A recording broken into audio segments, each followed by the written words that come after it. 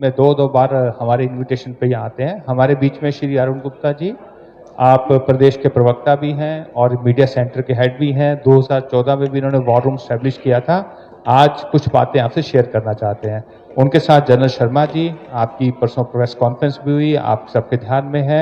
YV Sharma ji, आप दोनों हमारे प्रवक्ता हैं।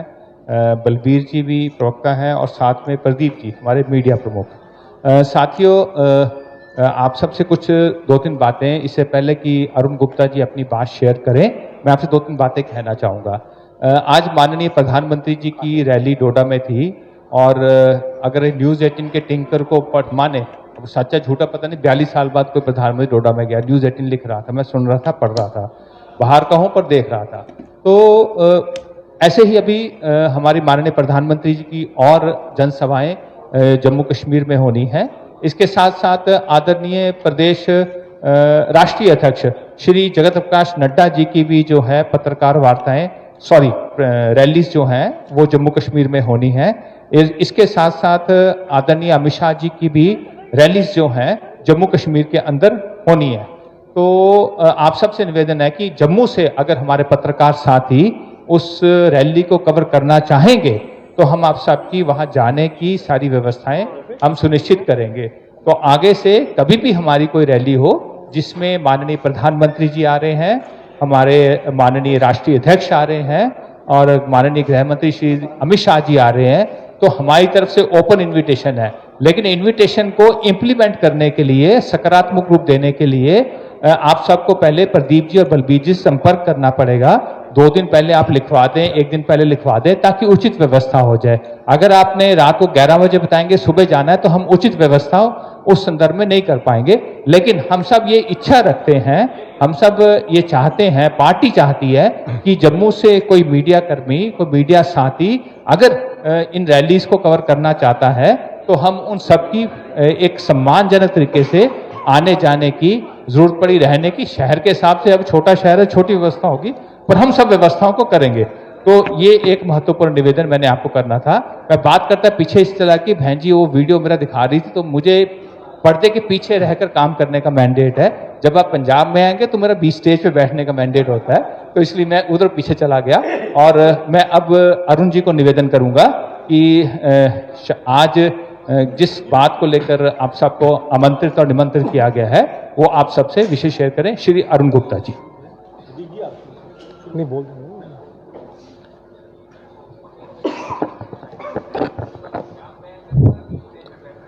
धन्यवाद वनीत जी।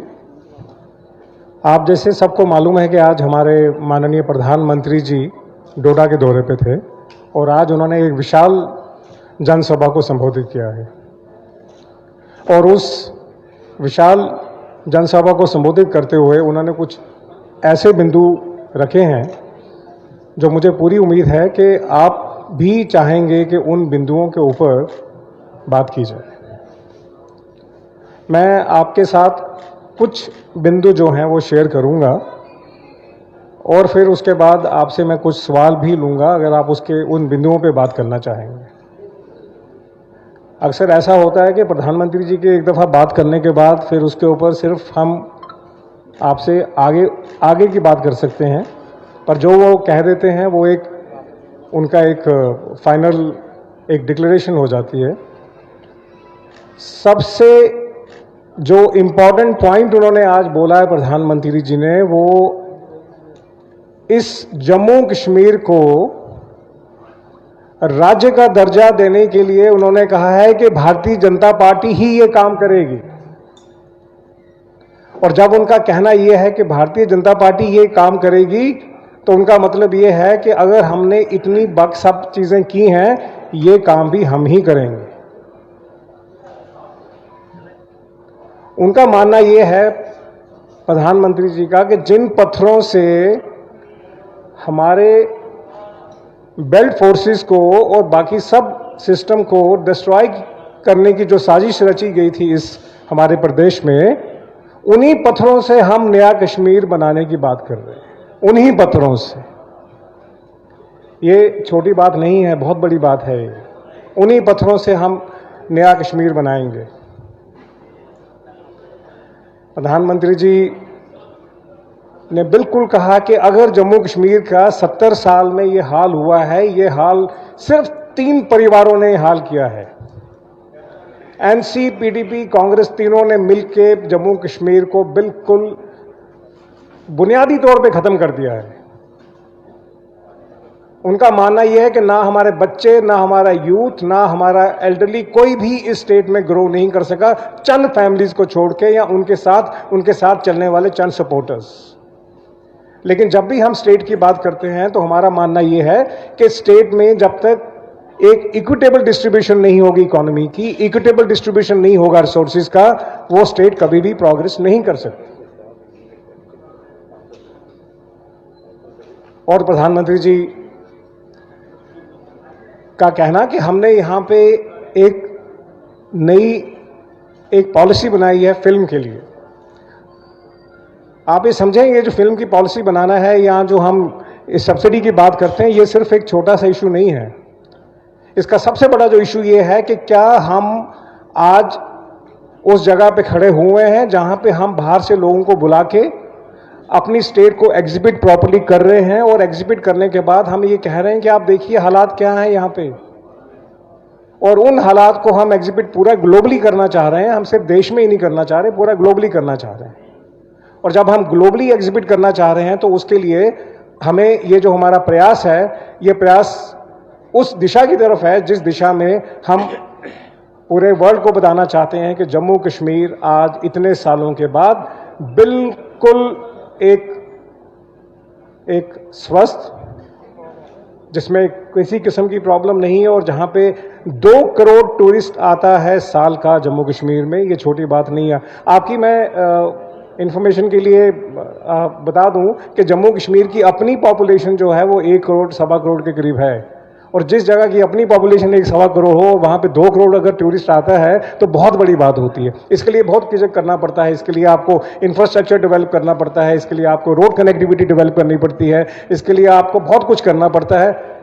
लेकिन केंद्र सरकार का मानना यह है कि अगर हमको जम्मू कश्मीर को समृद्ध करना है, उनका विकास करना है, तो हमें ये इंफ्रास्ट्रक्चर डेवलप करने में यहाँ पे हमें हेल्प करनी पड़ेगी, और हम हेल्प करेंगे। ये उन्होंने कहा है, ये मोदी की गारंटी है। आपने सुना होगा, मुझे पूरा विश्वास है, उन्होंने आज ये बिल्कुल कहा है कि ये मोदी की गारंटी है। इसका मतलब यही है कि इस स्टेट को आगे ले जाने के लिए, इस यूटी को आगे ले जाने के लिए, जो थोड़ी देर में जब भी सिस्टम हुआ, ये जब स्टेट बनेगी, ये एक उस लेवल की स्टेट बनेगी जिसको हम स्वर्ग कहते हैं। उनका मानना यह है कि इस जगह को हम एक स्वर्ग बनाएंगे, और उनका कहना है कि कश्मीर में, जम्मू में रहने वाला कोई भी व्यक्ति हो, किसी भी वर्ग का हो, किसी भी धर्म का हो, सबको यहाँ पे रहने का एक पूरा का पूरा अधिकार है।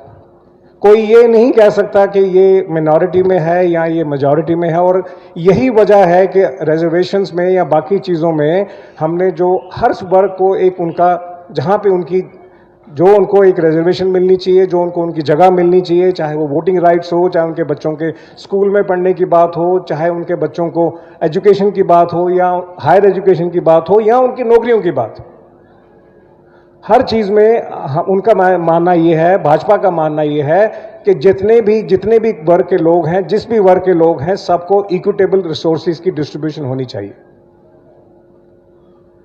और जैसे मैंने पहले कहा आपको कि 3 फैमिलीज ने पूरा का पूरा जम्मू कश्मीर को इस कदार पे ला के खड़ा कर दिया कि जहां पे हम जो हैं आज छोटी छोटी बातों से वंचित रहते हैं। हम छोटे छोटे उन चीज़ों से वंचित रहते हैं जो बाकी कंट्री की स्टेट्स में जो हमसे बहुत आगे निकल गई हैं।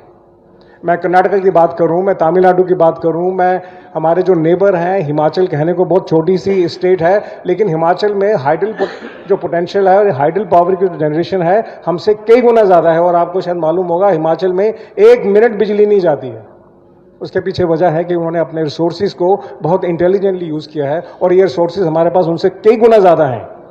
लेकिन शायद कभी किसी ने इस तरफ सोचा ही नहीं कि क्या जम्मू कश्मीर में, जहाँ पे इतने दरिया हैं, जहाँ पे इतना पानी है, हम क्या उसको यूटिलाइज कर रहे हैं कि नहीं।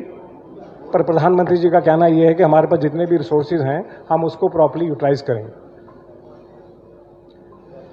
अब कांग्रेस में एक पिछले दिनों आपने भी बहुत दफ़ा हमसे पूछा, कांग्रेस ने कहा कि अगर 20 सीटें उनके पास और आ जाती तो शायद वो भारतीय जनता पार्टी के लोगों को जेल में करते। हम तो सिर्फ इतना पूछना चाह रहे थे, प्रधानमंत्री जी इतना पूछना चाह रहे थे कि आप सरकार इसलिए बनाते हैं लोगों को जेल में डालने के लिए, या सरकार इसलिए बनाते हैं कि लोगों का काम करने के लिए? देखिए, हमारा एजेंडा बहुत क्लियर है, हमारी सोच बहुत क्लियर है, हमारी नीयत बहुत क्लियर है, हमारी नीति बहुत क्लियर है, हमारे भारतीय जनता पार्टी के संस्कार बहुत क्लियर हैं कि हम जब सरकार बनाते हैं, चाहे देश में सरकार हो या राज्य में सरकार हो, हमारा मानना बहुत साफ है कि हम डेवलपमेंट की बात करते हैं। मैंने कल भी कहा था कि डेवलपमेंट के ऊपर बात करनी बहुत ज़रूरी है, और अगर हम डेवलपमेंट के ऊपर बात नहीं करते हैं तो फिर हमें पॉलिटिक्स में सर्वाइव करने का कोई मतलब नहीं है, हमें नहीं रहना चाहिए पॉलिटिक्स में। लेकिन हम बात करते हैं इसके ऊपर, और प्रधानमंत्री जी ने अपने उद्बोधन में बहुत कुछ कहा। उन्होंने वहाँ की जो हमारे कैंडिडेट्स हैं उनको उन्होंने इंट्रोड्यूस किया और कहा लोगों को, जो वहाँ के उस जनसभा में जो लोग आए थे, कि भाई आप इनको अपना प्यार दें, अपना आशीर्वाद दें, क्योंकि ये लोग जो हैं यही लोग पार्टी के कार्यकर्ता हैं, यही लोग आपके आगे आके आपके वो सारे जो सपने हैं जो आपको हमसे उम्मीद करते हैं वो सपने सारे पूरे होंगे, और इन्हीं उम्मीदवारों के थ्रू ही होंगे पूरे। अब सबसे बड़ी प्रॉब्लम ये है कि हम दो विषयों पे आगे अटक जाते हैं। पहला विषय ये है कि या तो हम टेररिज्म और उसकी बात करते हैं, या फिर हम बात करते हैं कि हम डेवलपमेंट की बात करें कि ना करें। टेररिज्म तो है ही है, पिछले 30 साल से हम लोगों ने सब टेररिज्म ही देखा, हमने कुछ नहीं देखा इसके सिवा।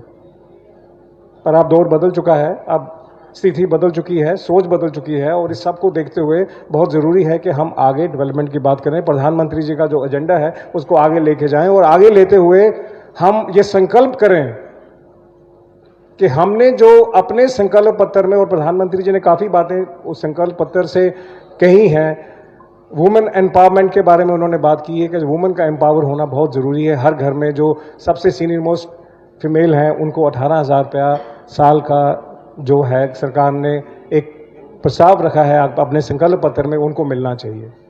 सवाल ये नहीं है कि उनको 18,000 मिलना चाहिए या क्यों मिलना चाहिए, सवाल ये है कि ये जो वुमेन एम्पावरमेंट है ये सोसाइटी की ग्रोथ के लिए बहुत ज़रूरी है। और कहा भी जाता है कि जिस सोसाइटी में आप फीमेल्स को एम्पावर नहीं करते वो सोसाइटी ग्रो नहीं करती है, उस सोसाइटी की ग्रोथ रुक जाती है। और यही हुआ हमारे यहाँ सिस्टम में, बहुत ही चीज़ें रुक जाती थी हमारे यहाँ सिस्टम।